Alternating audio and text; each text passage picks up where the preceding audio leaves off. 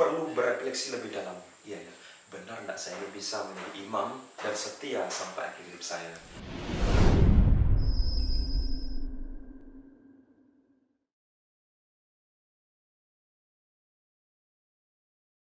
Dalam menjalani panggilan Tuhan dan menjawabnya ada dua. Pertama, dari dalam diri. Kedua, dari luar. Nah, saya akan menjelaskan pertama dari luar dahulu. Dari luar, tantangan hidup sebagai seorang calon imam maupun imam, kelak saya menjadi imam.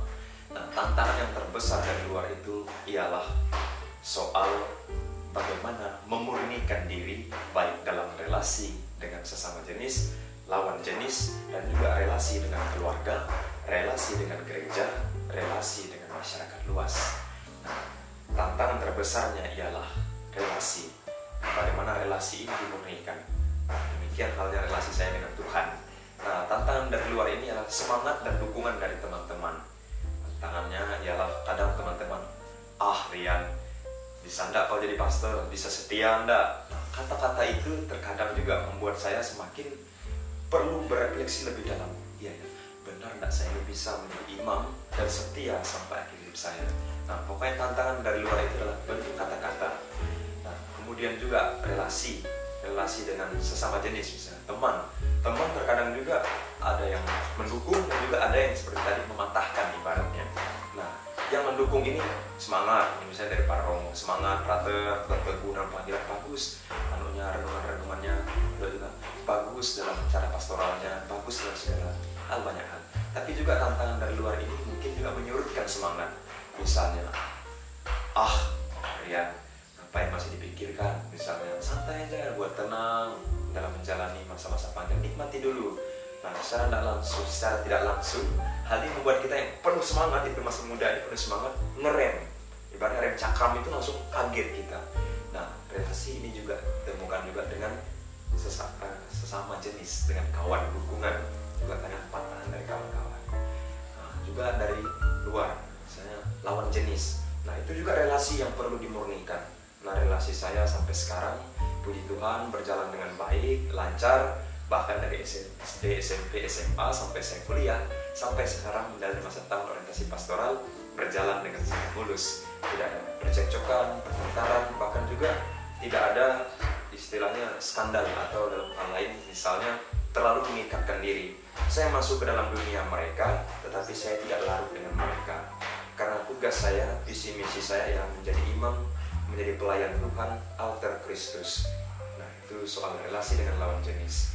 Kita boleh masuk, tapi ingat Roh Kudus selalu menerang kita agar tidak larut di dalam mereka. Sampai sekarang saya bersyukur dan puji Tuhan, melalui berkat dukungan umat-umat, saya bisa menjalani panggilan dengan siap dan mantap.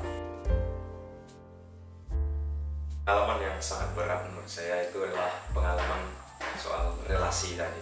Relasi dengan lawan jenis. Bagaimana relasi ini harus dipupuk dengan baik.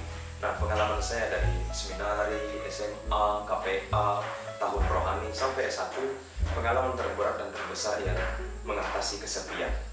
Nah, kesepian ini kalau kita tidak bisa mengatasinya akan jatuh kepada pelarian yang akhirnya membuat kita larut dan bahkan sesat di jalan. Nah, pengalaman saya ketika S1 penyusunan skripsi, kepala itu mumet, full. Akhirnya saya nggak kuat, saya harus studi, harus belajar, bantu teman, tapi juga harus hidup rohani. Nah, disitu saya mengalami ibaratnya kayak kekeringan rohani. Apalagi ketika saya mendalami filsafat, semua brilian rasanya, semua dijawab oleh filsafat. Akhirnya kekosongan yang saya temukan, batin saya tidak tenang, hati saya tidak bahagia. Itu karena filsafat masuk memang mengakar dalam diri saya, kebebasan itu. Tentang Tuhan itu ibaratnya kita nomor 2 kan. Nah, pengalaman saya itu akhirnya kadang kita membuat pelarian. Pelarian ini bisa melihat lawan jenis, mereka pasangan-pasangan lain, melihat pasangan lain jalan pakai motor, bonceng, kita pakai sepeda. Kok mereka enak-enak orang muda di luar, kok saya malah mau jadi pastor gitu kan. Skripsi lagi, pikir Tuhan lagi, memuatakan Tuhan, tapi mereka senang-senang. Suatu hari saya pergi ke alun-alun setelah ujian waktu itu tentang filsafat Pancasila. Setelah ujian, 15 menit saya mengerjakan. Itu memang saya merasa, bagus jawabannya, udah pas lah. 15 menit saya kerjakan, pulang. Saya singgah di alun-alun Kota Malang.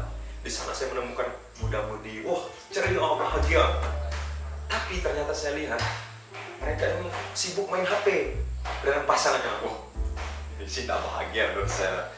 Punya pasangan, tapi ibaratnya melupakan pasangan. Akhirnya saya pulang dan saya berefleksi, iya ya, kalau saya mengikuti Tuhan, walaupun tidak kelihatan, tetapi Dia selalu ada bersama saya. Tapi kalau saya mengikuti kehendak yang sementara di luar diri saya hanya akan melihat, wah mereka bahagia, wah ini bagus bagi saya. Tapi akhirnya saya tidak menemukan kebahagiaan. Akhirnya saya menempa hidup iman dan juga berdoa, devosi, dan juga filsafat itu akhirnya mengabdi kepada Tuhan. Akhirnya sampai sekarang saya gunakan untuk bagaimana mengolah relasi dengan dunia filsafat, dari psikologi segala macam, untuk melayani umat, untuk lebih baik dan building iman umat, dan iman saya dapat semakin